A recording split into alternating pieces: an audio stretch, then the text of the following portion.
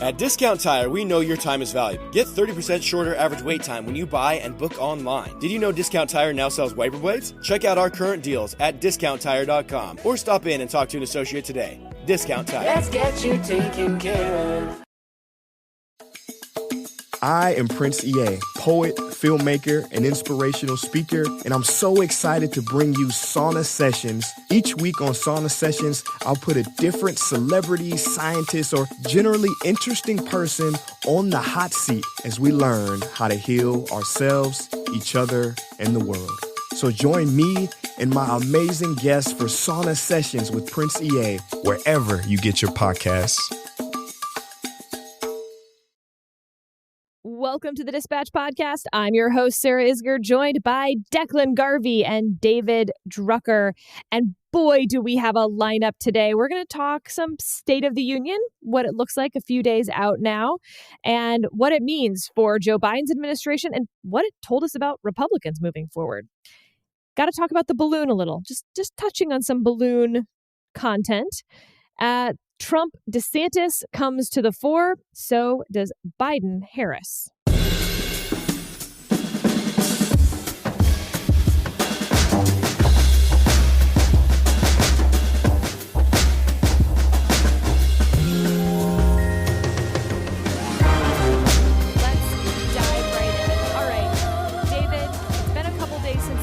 Union net. Was this a win for the Biden White House, the way that his advisors are touting it? I mean, they're taking some real victory laps this week. Yeah, really good question. Look, I think it sort of depends on exactly what they hope to accomplish. Democrats broadly were very, very happy with the speech. And you could see it across social media. I could sense it on the Hill. I was on Capitol Hill for the State of the Union, talked to a number of Democrats after the speech as they were leaving the House chamber. And even Democrats that still aren't sold on Joe Biden for 2024 had nothing bad to say about the speech. And a number of Democrats were, in fact, very energized by it. The key question I wanted to ask, and I think what the White House really wanted to accomplish here, is to put President Biden in a place where party regulars are comfortable with him as the 2024 nominee. If he runs, which we expect he will be the nominee, but are they going to be comfortable with it? Are they going to be energized by it? Right. And going back to last year, when things really went south for him with his approval ratings and concerns about his ability to govern and navigate a very difficult national, international political environment, there's been a lot of talk about, we like Joe Biden quite a bit, but we're just not sure that an 80-year-old man who's going to be 82 when he would take office for a second time is up to this kind of a job, which, Sarah, Declan, as you know, you go into the presidency at age 45, as we saw with President Obama, early 50s with President George W. Bush, and you come out looking like you're 85 years old, right? So how's it going to be for somebody who's 82 on their way into a second term?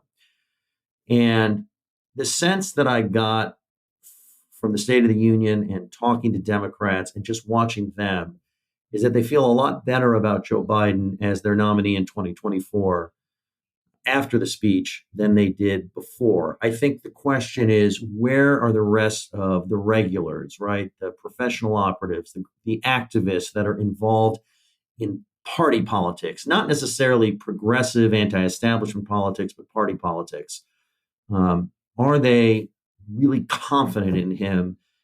I think that this speech might have helped him in that regard, but I still think he has a ways to go. Yeah, I mean, to that point, there was a huge drop-off in viewership. Now, maybe you could argue that it's not really about watching the State of the Union, but 27 million people, which, look, that's a lot of people, but we were talking in the 40s and 50s for, past presidents. Even for Joe Biden's first State of the Union address, I believe it was in the high 30s. So a big drop off there if you're trying to convince the majority of Democrats who don't want to see him as the nominee. But as I said, maybe it's not watching the whole thing. Maybe it's just watching that clip of the back and forth with Republicans, where watching it in real time, I believe there was a chance he could really sort of lose the microphone, if you will, and lose control of the room. And instead it went the exact opposite way. There aren't a lot of politicians who I think could have handled that as well as he did. And I think it did undermine the narrative that, he's mentally not all there. That took a lot of acuity in the moment and a lot of quickness to get the room back and actually turn it into a political positive for him. Declan, I want to dive in on a few specific moments, particularly not part of the State of the Union, the Mitt Romney, George Santos back and forth, because it's this Rorschach test, right? On the one hand, I'm hearing from the right, this looked like some sort of ploy by Romney to get a lot of love and attention from the MSNBC crowd who's broadcasting this nonstop this morning.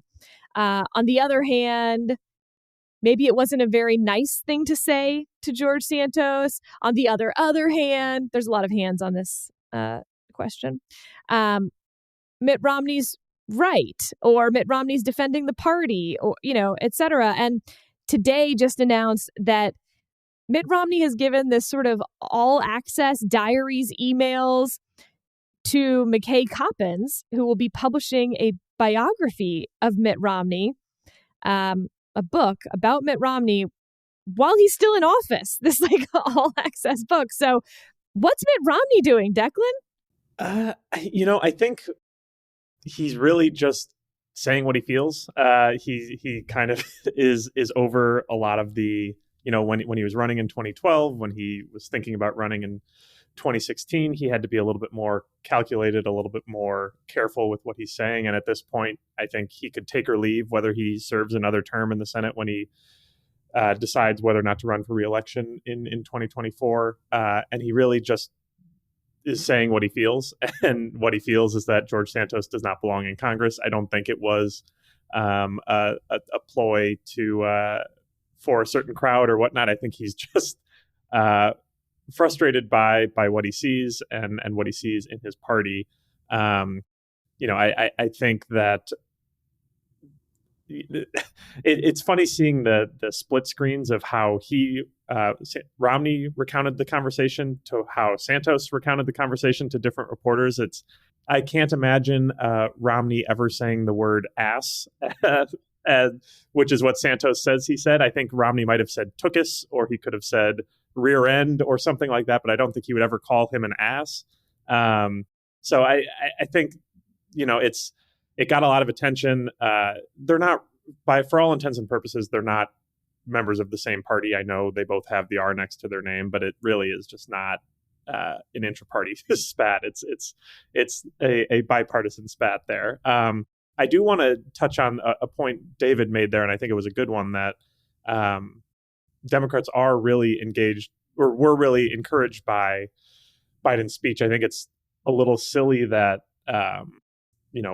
the fact that he can stand up there for 80 minutes and give a speech totally changes the perspective on whether they want him to be president for 4 more years. But I do think there's some truth to it. I mean, somebody who gave a progressive rebuttal to his speech last year, Rashida Tlaib, representative from Michigan, was shouting encouragements to Biden during this speech when he was talking about his wealth tax that's never going to be implemented. But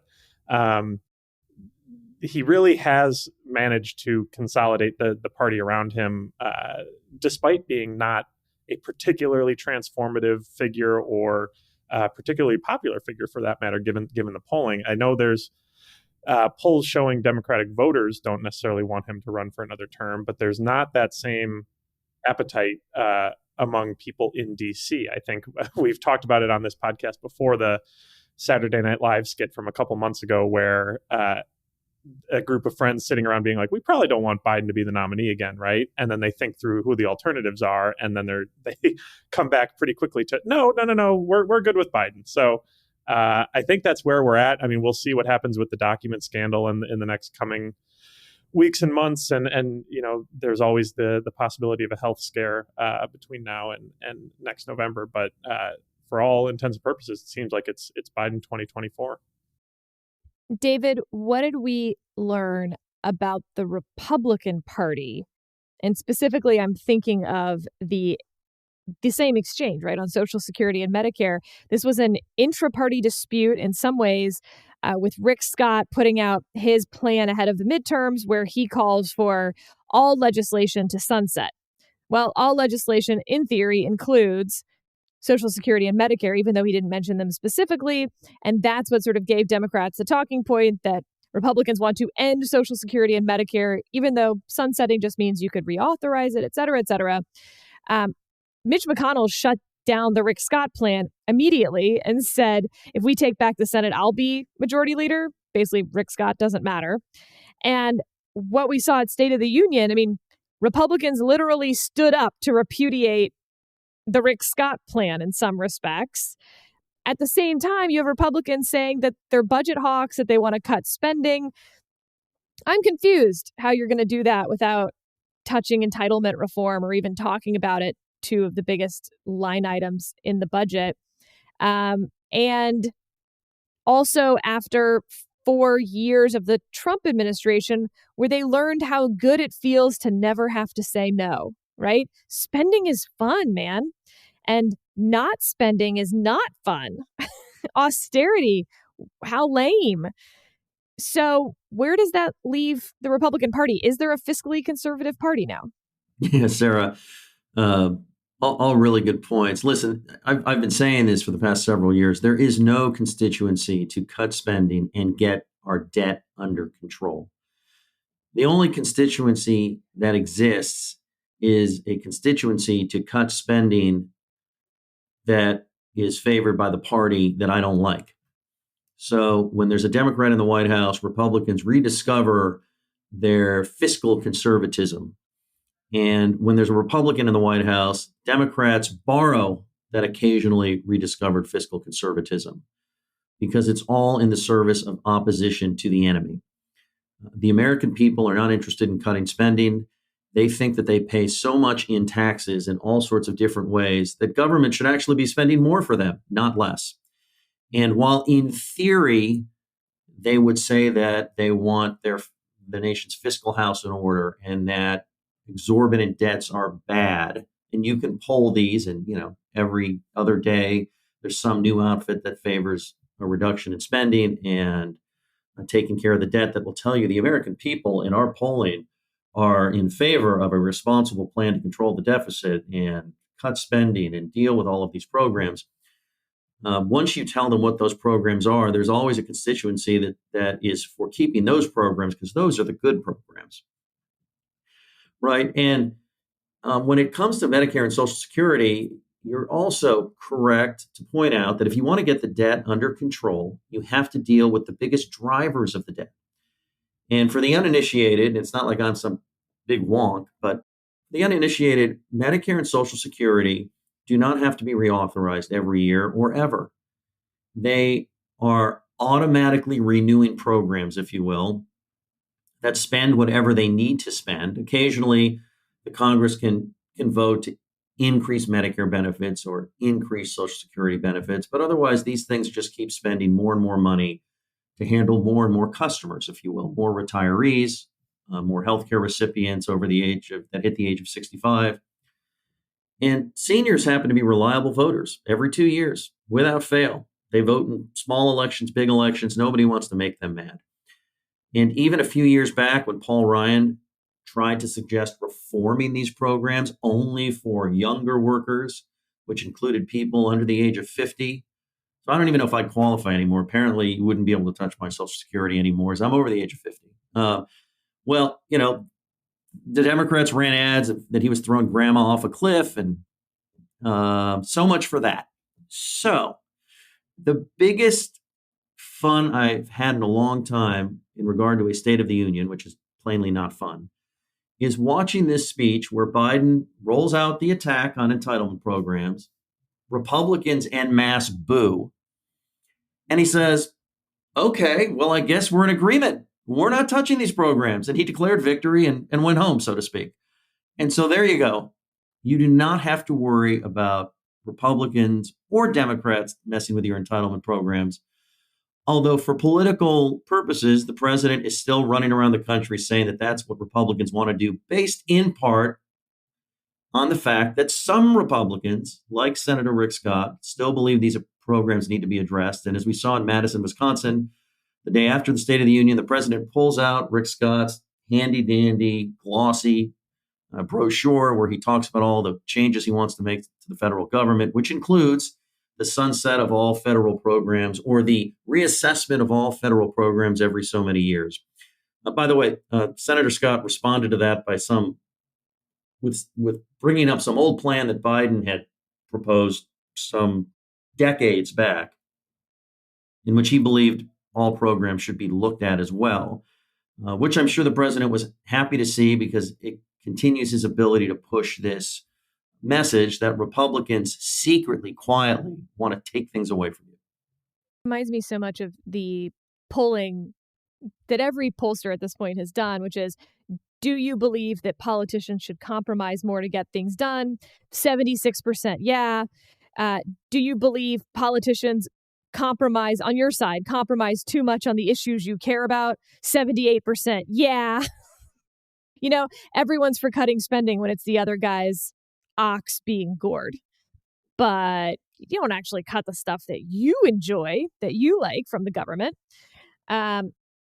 Declan, what did we learn about the Democrats? So in Biden's State of the Union speech, it was very interesting what wasn't really emphasized. The balloon, not in there. Very, very brief reference on immigration. Fascinating. It is fascinating. It really was an economic-driven speech, which is something that you might not have expected to be the case 6 months ago, even 3 months ago. But the rate of inflation has come down in recent months. The job market, as evidenced by last week's jobs report, which was very well timed for Biden to be able to say we have the lowest unemployment rate in 53 years. Just days before this State of the Union. So they really were driving this economic message. And it is kind of nuts that I think I saw it was John Podhoretz in commentary made a note of this.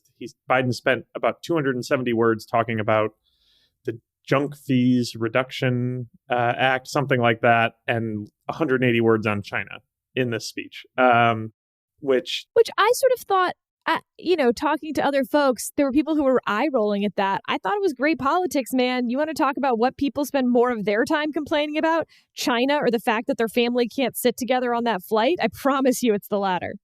You are correct. It's good politics. But the same token, like Rick Scott's plan, really, really, really, really bad politics, as evidenced by what happened in the midterms, by Mitch McConnell's reaction to his plan.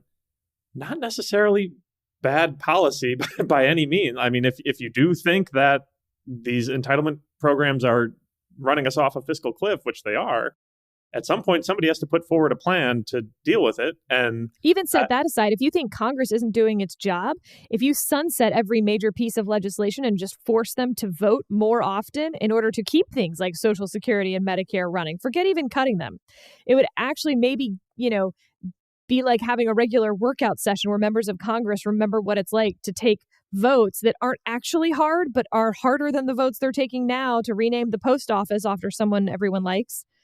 Right. And so it's you see this on both sides with Biden not mentioning, just if we don't talk about immigration, it's not going to be a focus. If we don't talk about China, it's not going to be a focus. But at the same time, Republicans are saying if we don't talk about entitlements, it won't be a focus. And then here we are barreling towards this cliff. So somebody has to talk about it at some point. And somebody has to talk about China at some point too, which we could do now. Let's talk about China. David, what is the foreign policy vibe right now on the Hill?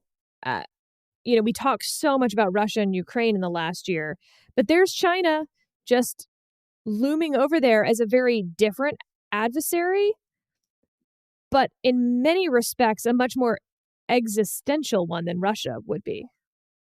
Yeah, Russia is a faded power. China is a rising power, and China wants to supplant the United States as the globe's preeminent superpower. And they have the sort of economy and economic clout internationally, that they're a much different sort of competition than the USSR was.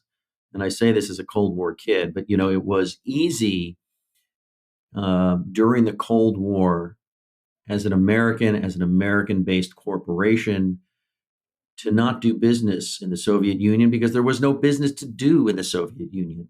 China is the world's second largest economy. It has a consumer market that is huge.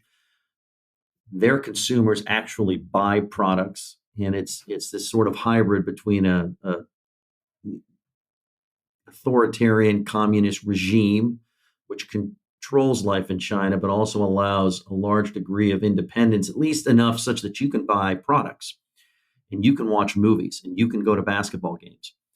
And it's such a fascinating difference from the Cold War, because in some respects, what China's doing is very similar. I think their investments in Africa, while I think larger and more productive than anything the USSR was doing, like it's the same game plan. Maybe it's better executed. As when the USSR was trying to build out alliances as well. But the integration of American companies into China would now be impossible to unwind. American companies don't want to unwind. The market, as you said, is huge, and it's such an integral part of their bottom line. Night and day difference. And it makes this entire conversation about what you do about China, quote unquote, this ain't the Cold War anymore, because they're not viewed as adversaries in the same way when so many of our companies rely on their business. Right. And American consumers rely on Chinese products. Now, a lot of that manufacturing has been diversified throughout Asia, so it's not only China. But again, the Soviet Union made zero products that we had to rely on. They were not a part of our supply chain. And so it's a different sort of a confrontation and a foreign policy challenge than the Soviet Union was. On the other hand, one of the things I've noticed in the past few years is that concern about China and an understanding about the threat that China faces and how China is trying to overmatch and outcompete the United States has really become a bipartisan issue on Capitol Hill, in some ways more than I ever remember foreign policy differences between the parties existing in the past. I mean, there was always this sense among Democrats and Republicans years ago that the Republicans were hawkish. They wanted a military buildup in order to deal with the Soviet threat. Democrats thought that was too provocative and wanted less in defense spending. And while both sides will have different opinions on defense spending, there seems to be a bipartisan consensus among the mainstream of both parties that China is a threat that must be addressed and addressed aggressively. Now, there are populist Republicans on the right that have slightly different views on how we should handle this. There are progressive Democrats on the left that have slightly different views, but the mainstream. And the Democrats and Republicans that are so hawkish on Ukraine helping them repel Russia are hawkish in part because they understand that this relates directly to China, that China and other authoritarian nations are watching Russia's actions and the response from the West. And if the U.S. and the West go soft on Russia's invasion of Ukraine, that's going to be a signal to China and other authoritarians that, at the very least, all you have to do is wait them out and they'll go soft on us too. And that will be a green light for China to consider even more so taking back Taiwan by force and other authoritarian nations who have territorial designs on their neighbors. And we're going to end up with many more problems to deal with on that front. On the other hand, we stand strong in terms of our military and financial support for Ukraine. And it's not just us, but the West. And those nations and China are going to continue to, if not reassess, just tread a lot more carefully, even though the bluster will continue. Let's take a quick break and hear from our sponsor, Dexcom. One of the keys to living your best life for someone with diabetes is about spending more time in range. And that starts with the Dexcom CGM system. Dexcom G6 is a small, discrete wearable device that continuously monitors your levels and sends glucose readings to your compatible phone every 5 minutes, so you can keep your glucose in range. No more finger sticking or scanning. Don't let diabetes get in your way. Stay in range and feel more confident with Dexcom G6. Visit Dexcom.com for a free sample now. That's Dexcom.com. If your glucose alerts and readings from the G6 do not match symptoms or expectations, use a blood glucose meter to make diabetes treatment decisions. You can feel confident Continental is the smart choice in tires. Can they handle extremes? Anything for the guy who finds that one pothole? Were they made by like a bajillion engineers? Yeah. Really? Really? Really? Really. Continental. Available at Discount Tire. And Declan, politically, how does the Biden administration think they handled Balloon Gate? Where does that leave us on Balloon Gate? Well, I do have an update on Balloon Gate. The State Department issued a release just a couple minutes ago saying that after they collected this balloon from the Pacific Ocean and intelligence agencies have been doing analyses of it, that it was, quote, clearly for intelligence, surveillance, and inconsistent with the equipment on board weather balloons. It was, quote, likely capable of collecting and geolocating communications, and that it had solar panels on it to allow it to float around for quite a long period of time and transmit data back to China in real time. This was part of a program that the Chinese military has been operating for over 5 years, traversing 40 countries across 5 continents. So this is not a weather balloon. The poor person in the Chinese National Weather Service who got fired last week over this seems to have been in error. He seems to be a scapegoat for something. Could have predicted that the minute it happened. But yeah, I mean, I said this on Dispatch Live earlier this week. It could be a moment where this forces us to actually think about the amount of surveillance China's already doing and that they've been doing for years that we are okay with. Big balloon floating around the sky, bad. Chinese surveillance app downloaded to your phone that you can watch videos on, okay. We're taking steps, the government's taking steps to block Huawei and other, Chinese infrastructure companies. Huawei's a telecoms company that has been, building out national infrastructure in countries around the world. The United States has said, no, you can't do that here anymore. But there's all these other things that we are okay with. We're okay with, having Amazon Alexas in our home that are listening to all these different things that we're doing. We're okay with downloading TikTok. But if there's a big balloon in the sky, which again, not good that there's a big balloon in the sky, but it's, priorities here. I don't. Do you have see TikTok on your phone, Declan? I do not. No. I might have at one point, but I did not. I do not now. Because I read Klon Kitchen. But Klon finally guilted me into getting rid of it. I miss it though. I think the politics of it. Republicans in the House stood up a select committee on China. I think that was a really smart thing to do. It not only kind of creates a centralized place for a lot of these conversations and debates to happen, but it also helps them elevate the issue in that, when reporters are writing about this stuff now, they're going to go to Mike Gallagher, who's chairing that committee and asking him, and one of the best people that Republicans can put out there on this issue and kind of give him a little bit more of a platform to work on these issues. And so I think it will only continue to be a bigger story in the coming years. And if it takes a big balloon floating over the country to kind of get the country to focus on it and pay attention to it, maybe it could be a good thing in the long run. David, is it a fair criticism that that the Biden administration should have shot the balloon down earlier? And that this shows a weakness on China, or that Joe Biden is afraid of upsetting China, in the pocket of China? This is proof of corruption. I mean, where does this fall on the spectrum? What's fair? What's not?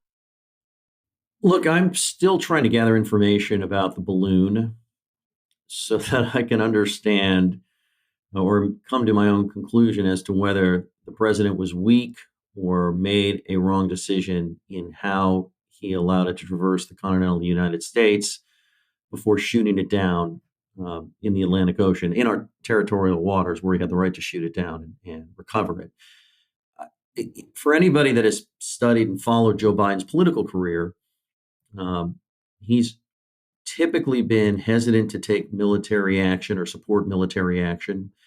He's been very dovish over the years in that sort of classic modern Democratic Party sort of way, although that hasn't stopped him from supporting military engagements over the years when he was a voting member of the United States Senate. So when you look at Joe Biden, you can come at this with the presumption that he's cautious, sometimes overly cautious, at least in the eyes of some, particularly those on the right, that he worries about the consequences of military action, sometimes seemingly more so than the consequences of inaction. But I think that when you look at how he's handled Ukraine, and when you look at his rhetoric and some of the moves he has made in the Asia Pacific, I don't think it's fair to say that he's necessarily been weak on China. I think time will tell whether he's been effective, whether he should have been more aggressive in combating China, but I'm not sure that he's been weak.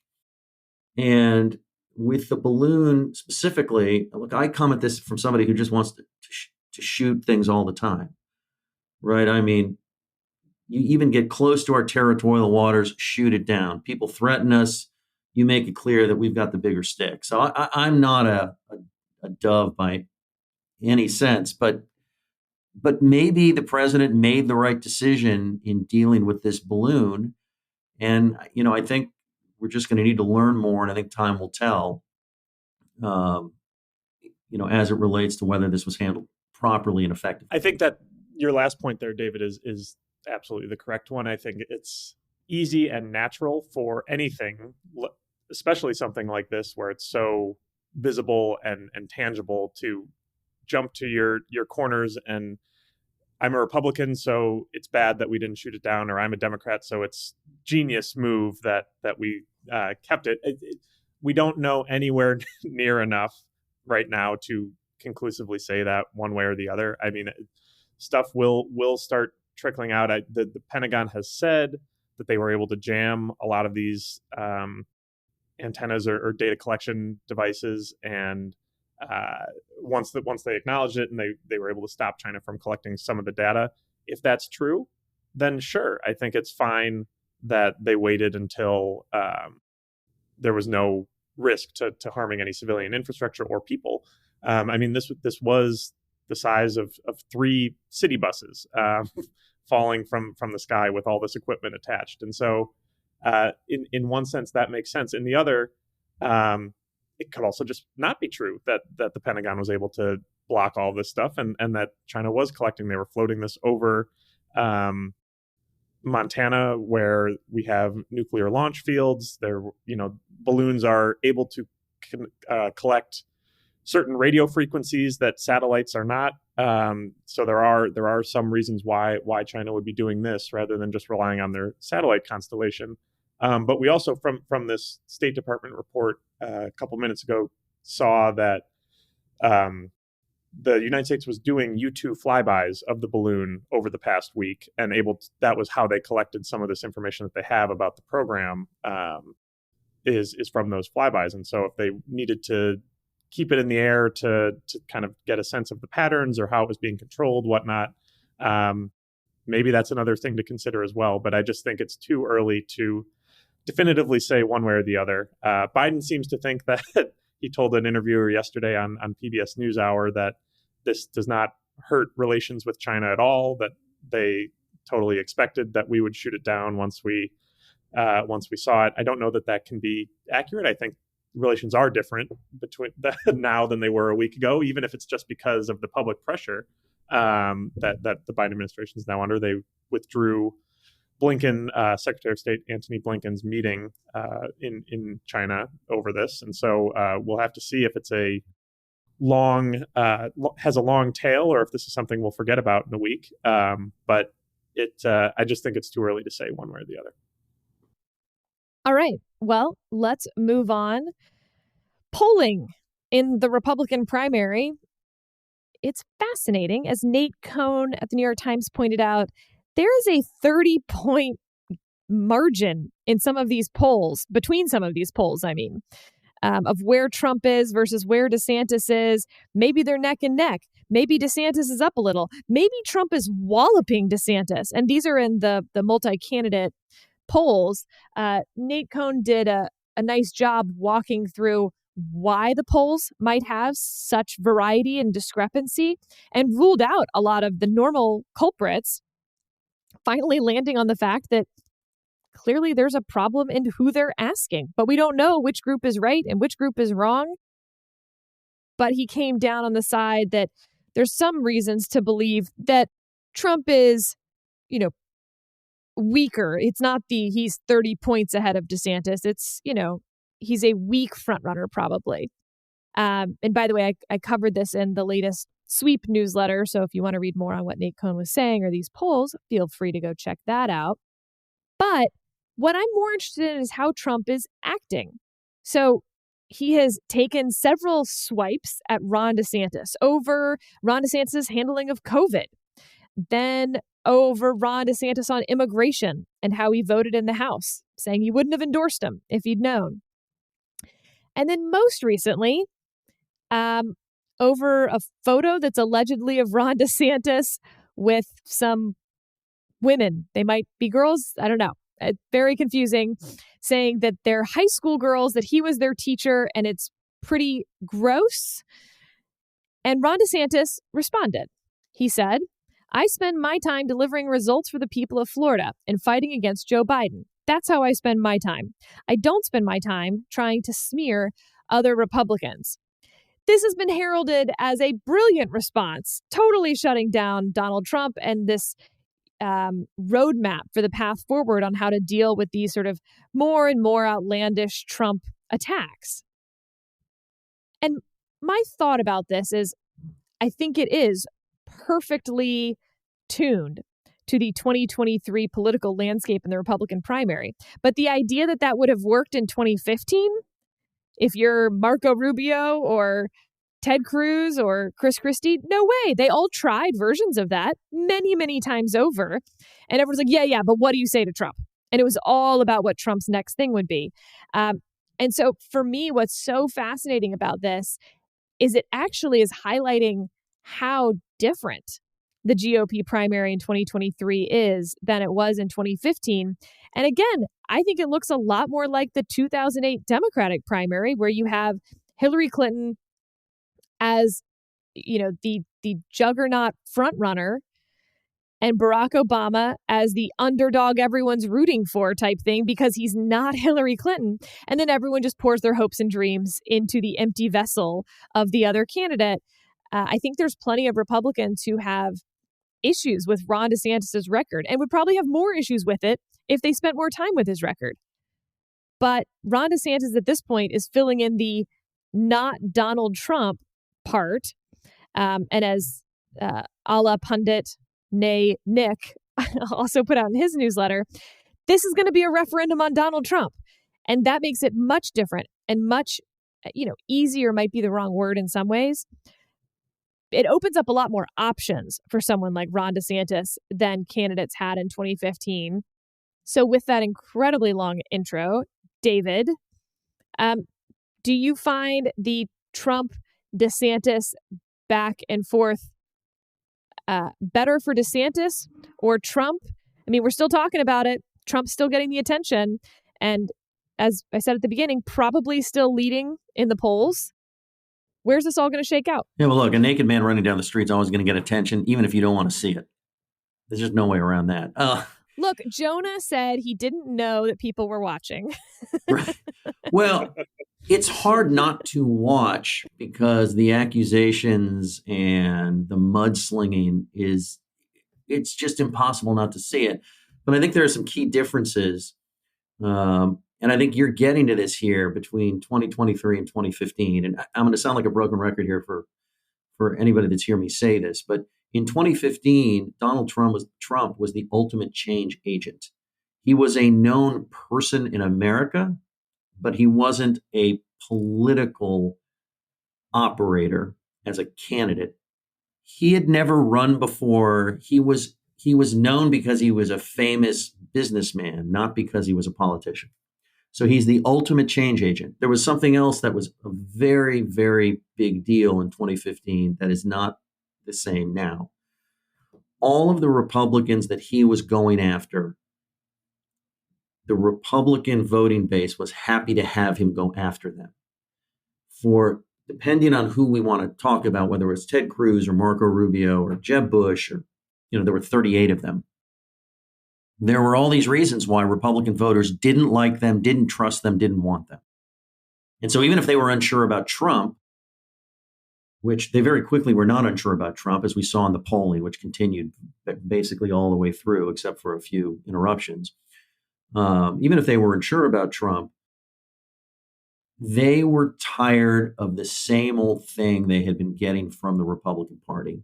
And so when he criticized them or attacked them in ways that that people like us, generally speaking, found untoward, unconscionable, improper, that voters had never accepted before, the voters were happy to pile on and say, yeah, exactly. I don't want these people. Look at them. They're awful. And therefore, even if Trump's being a little bit over the top, and even if I wouldn't actually approve of my own family members or children or spouse talking that way, I'm tired of all these politicians. They've been lying to me, cheating me, and finally somebody's saying what I think but never wanted to say. But this time around, and particularly with Ron DeSantis, well, Republican voters like Ron DeSantis. They think he's been doing a bang-up job in Florida. And he's been proving to them that he is a fighter. And he's fighting all the right people on all the right issues in all the right ways. So when Donald Trump goes after Ron DeSantis in the same ways that were so effective in going after his Republican competitors over the years, it's not necessarily going to work the same way because they like him. They trust him, meaning Ron DeSantis. And so the reaction might be, well, I know why you didn't like those other people, but what's wrong with Ron? Ron's one of the good guys. He's kind of governing in your image. In fact, he might be doing a better job than you on the ways in which were the whole reason I liked you. And so this is not fair. How could you do that to him? By the way, I've seen this among some Republican voters. And look, there are going to be other candidates in this race. Some of them may be viewed as throwbacks to the Reagan era, in which case Trump's attacks will work. But in many cases, they might not, because we're dealing with if known quantities, and a newer generation of Republican politicians that have made their bones in the Trump era, as opposed to the previous era, even if they've been around a long time. And by the way, I'll just then get back to this final point here, which is really important. Trump's now been on the scene for 8 years. In some ways, he's like an incumbent that everybody gets tired of, even though he didn't get his second term. And so his attacks are not going to land the same way because he's not viewed the same way. And Declan, that's sort of the point that I'm interested in as well, which is like any treadmill situation, what you have to do to keep the same response. Your first time eating chocolate cake, incredible. Your 50th time eating chocolate cake, still great. Your 10,000th time eating chocolate cake, well, now it's just chocolate cake. The hedonic treadmill effect here. Especially when it's all in one day. Yeah. I do love chocolate cake. And so for Trump, the things that he was saying where you didn't know what was coming out of his mouth next, everything was this new outrage. And it was so easy to capture all of the oxygen in the room, all of the attention. What he's having to do and say now to even get a fraction of the attention he was getting before is pushing him, I think, more and more into a place that has actually a backlash effect where it's like, oh God, well, we can't have this again. And that's a fascinating reaction because it's driven by us, it's driven by media, it's driven by everything. At one point a couple weeks ago, he suggested throwing Josh Gerstein, the Politico reporter who published the Dobbs draft, into jail. Imagine him saying that in 2015, and that would have been a week-long news story. This time around, most people never saw it. They didn't notice. Nobody cared. Nobody covered it because he'd kind of already said stuff like that multiple times over the last 6 years. So what is this time? And I wonder how much room that's going to give these other candidates like a Nikki Haley or Chris Sununu or whoever else to get into that field. Because when I mention it, looking like 2008 in some respects, there were a lot of other Democrats who ran. Who's the John Edwards of the Republican field who, has like a respectable third place showing until it wasn't respectable for other reasons. But, there was Dennis Kucinich. There were lots of other people who ran, but the narrative was always from Joe Biden. That's right. From the, from January when Clinton and Obama both announced, it was always Clinton versus Obama, really, from that point forward. Yeah, I mean, I think the non-Trump, non-DeSantis challengers are hoping in some way that I mean, their only chance is that Trump and DeSantis kind of get locked into this death match early on, and then they both kind of tumble over the cliff together and just bring each other down. I don't know that that's a incredibly likely scenario, but it's enough clearly to encourage Nikki Haley to get in the race, to encourage some of these other governors and maybe Tim Scott to throw their hat in the ring. And so it's not a 0% proposition. I mean, I do think your point about Trump's outrageous statements is correct in that only the outrageous stuff is what's breaking through. And even that is not breaking through anywhere near the amount that it used to be. But it also is not that far out of the norm of what he's saying. I mean, you see some high-profile DeSantis backers in the media in recent days basically expressing the sentiment like, oh my goodness, what a low blow by Trump. He's never stooped so low. He accused Ben Carson of being a pedophile in 2015, and then he appointed Ben Carson to serve as his Homeland or HUD secretary for all 4 years of his administration. This is not anything new. Sarah, well the lengths that his campaign was willing to slander people and campaign staffers and whatnot to move forward in this race. So it's not anything new. It's just the target is different, as you mentioned, David. It's somebody that is actually of kind of to go back to the Mitt Romney, George Santos point. In 2015, 2016, Donald Trump had an R next to his name, but he was not really a Republican in that sense. Jeb Bush and Donald Trump were not part of the same party in any real way. Ron DeSantis and Donald Trump are. They're fellow travelers. Ron DeSantis remade himself in Trump's image to get the endorsement in 2018 and to go as far as he's gone already. So it reads a little differently. I do think strategically from the Trump side, it shows a real weakness on his part that he is coming out of the gate swinging like this already before DeSantis is in the race, 6 months before DeSantis will probably declare. And that leads, I mean, it shows that he's worried about him. It shows that he might not believe that any of that polling that shows him as a front runner really is legit. But I also think that it shows that his goal with this kind of stuff now is not necessarily to damage DeSantis, but keep him from running altogether, and see if he can kind of dissuade him from getting into the race at all. There's been kind of rumor campaigns that we've picked up on in DC that Trump's people are shopping around dirt on DeSantis and DeSantis's wife, and that, if they get in the race, things are going to get really, really dirty and ugly, and you don't want to do this. We're going to air out all your dirty laundry. I have no shame, so you can say whatever you want about me, and it's already been out there, but you guys, it'll be really tough for you if you decide to run. I don't think that DeSantis is going to back down from a race because of that. I think his entire public persona to date is that he does not back down from this kind of thing.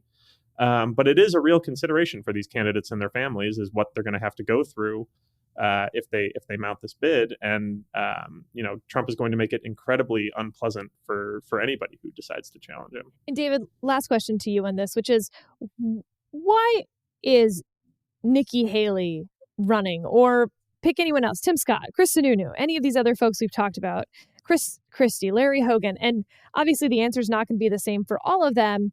But A, do you think they believe that they have a real chance to win this race? B, there's been some comment that maybe Nikki Haley's actually trying to run interference for Trump against DeSantis and looking for a VP pick. 3, there's just no downside to running for president anymore. It ups your name ID. It increases your fundraising base. You get to be on a debate stage. And so, yeah, you don't quite know. Maybe it's a cabinet position now, maybe later. Maybe it's an ambassadorship down the road. Maybe it's a board position. Who knows? But why not? Because it's all good. Yeah, it's different for everybody. I think Nikki Haley believes she can win. I don't buy conspiracy theories because politicians aren't smart enough to pull them off. If anybody's watched any government run anywhere in the United States, you might think that conspiracy theories are far-fetched because the thing just doesn't work properly most of the time.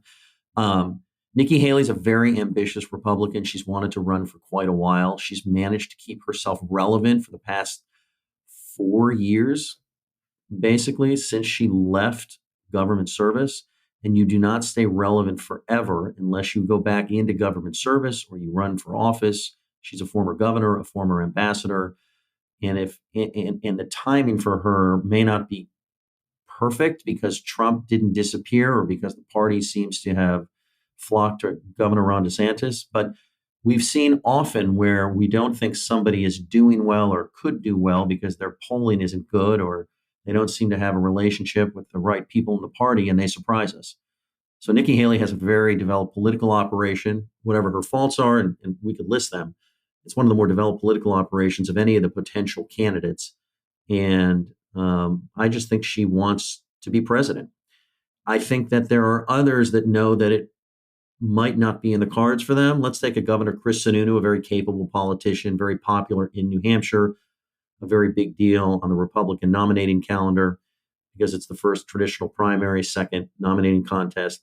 I haven't asked Governor Sununu this directly, but I've had a number of conversations with him over the past couple of years. I don't think that he thinks he's what the party is looking for, but it never hurts a politician to bask in the attention of will you or won't you. You get more speaking engagements to push your agenda and talk about your views for the country. People want to hear from you. And if you're in public service at a high level and being elected governor, being elected senator, even serving in Congress, these are high levels of engagement, then you want that attention because you want to affect policy and you want to be influential. You want to put yourself on the radar for cabinet positions. Yeah, sure, maybe that often goes with it. Put yourself on the radar as a potential vice presidential candidate. Sure.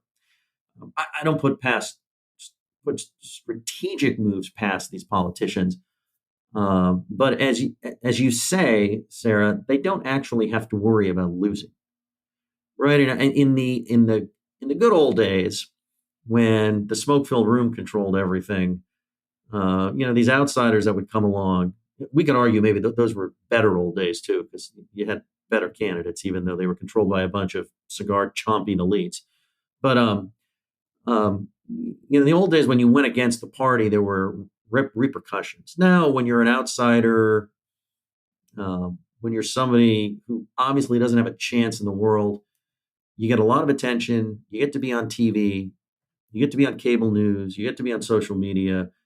And it just doesn't hurt. Like the worst that happens is you're still kind of a nobody, but now you've got, $1 million in some PAC account and you're called on TV, once or twice a week as a vaunted strategist of something or other. And, doesn't hurt your side gig either. Usually you're making money in some way. And now you're an influential person. And if we've learned anything in Washington, you can be good at nothing. But if people think you're influential, they want you around.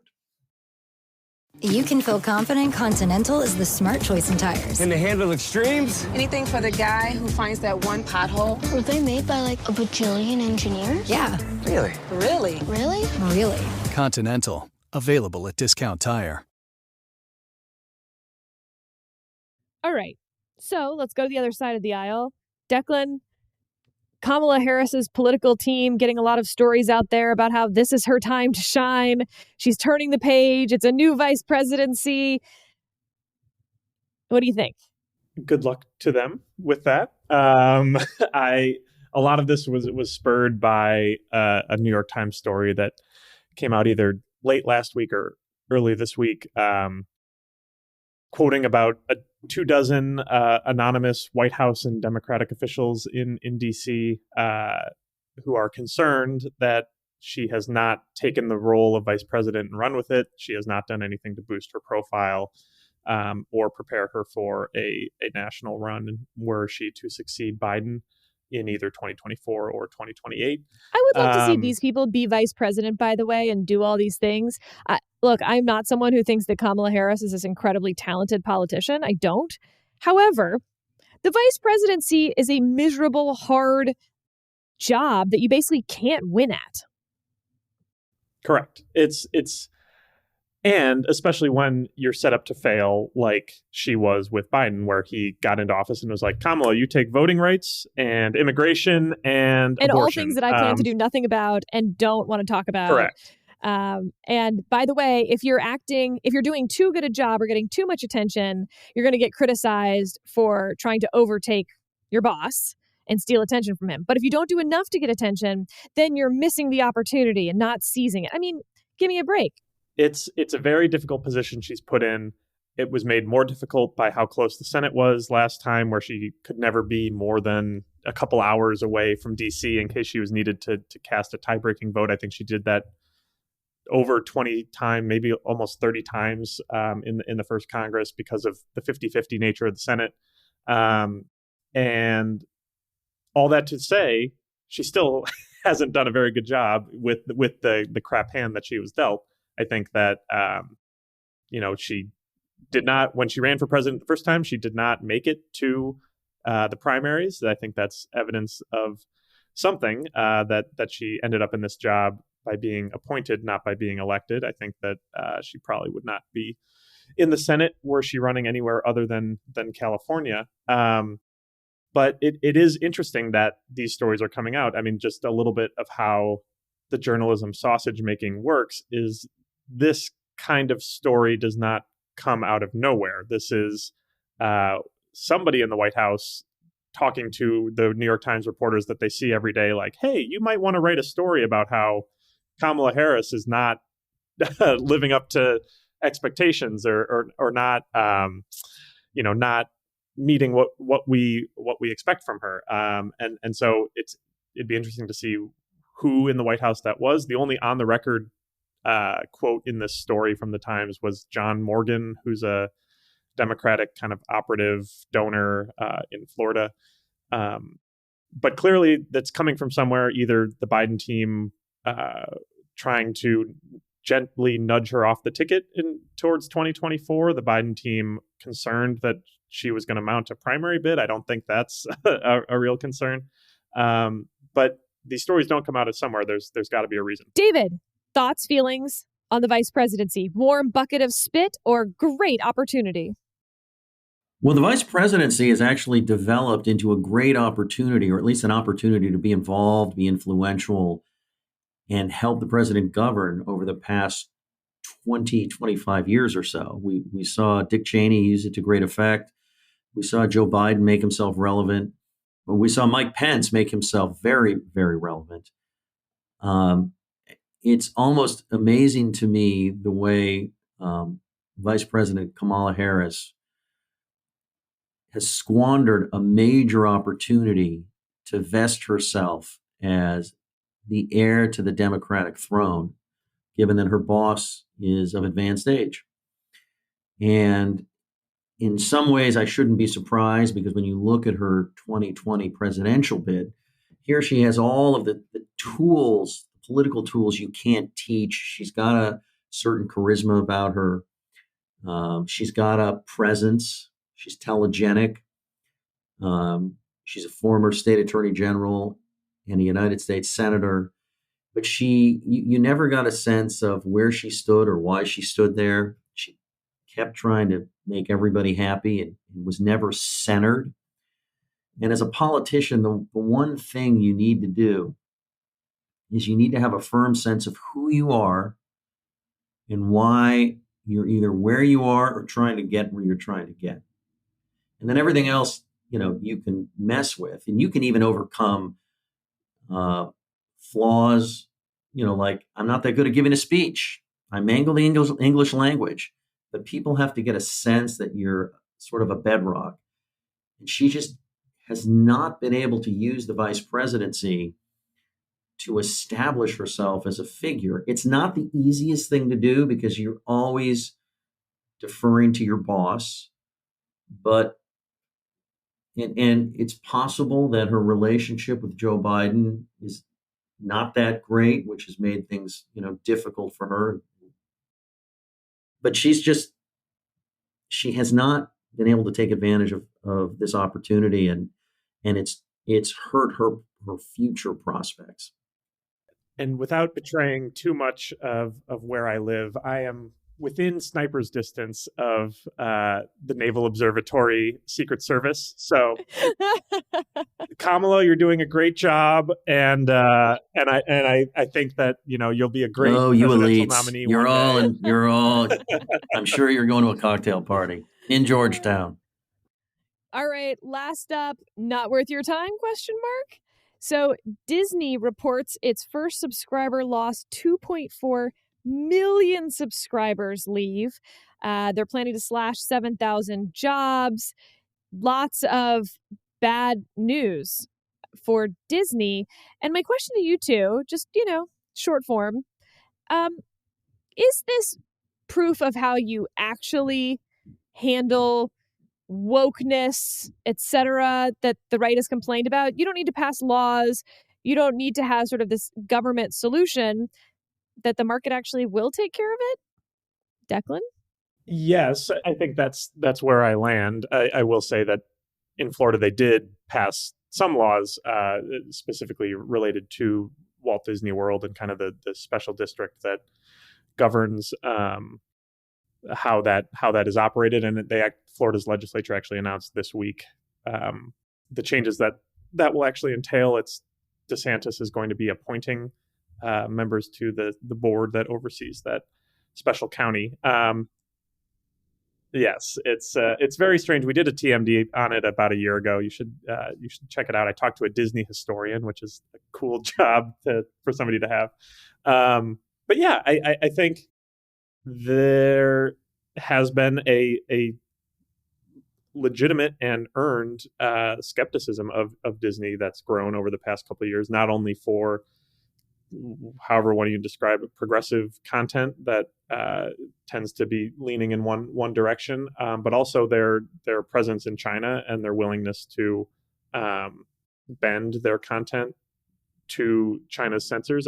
Just last week we saw that Disney Plus removed a Simpsons episode that made some reference to the Uyghur genocide at the behest of the Chinese government. And so these are the I was going to say roosters coming home to roost, but I don't think that's the correct saying. So the chicken's coming home to roost in some sense. And hopefully, I mean, they changed CEOs to ostensibly someone who was more progressive than their last CEO, but it seems to have learned some lessons while the previous leadership was kind of floundering here. So we'll see if there is a market correction here. It does seem like businesses are less willing to wade into the culture wars now than they were even 6 months, a year ago. Look, we've been living in this populist moment where big business seems to many Americans to be all powerful, all influential, and unstoppable. And there are many reasons why Disney could be, facing a financial crunch and be forced to lay off employees. I mean, we lived through a pandemic where everything happened at home. Streaming businesses reaped the rewards, And now as we are back into a more normal way of living our lives, where we're not home all the time, it could just be a function of the business for streaming options, especially amid heavy competition, going back to a more normal footing. We're possibly faced with a recession, and many businesses have been acting accordingly to at least trim their labor force, if not reduce it significantly. It could also be the fact, and I'm sure Disney will study this, that they cost themselves customers by taking a stand on politically charged issues on which not everybody agreed with them. But I think it's a good reminder that these things are not constant and permanent, and that the market over time will reward companies that function properly. Other companies will suffer consequences, and sometimes you don't have to do anything wrong. The business just isn't as good as it was, and you have to make adjustments or you end up going out of business. And with that, we'll call it quits today. Thank you for joining. And if you want to hop in the comments section, become a member of the Dispatch, and we'll see you there. If not, feel free to throw us a rating wherever you're watching this, listening to this. You know what I mean. And it helps other people find the podcast when you rate us. Or just go about the rest of your day and live your life. Take a deep breath and marvel at the wonders around you. Trees are so cool.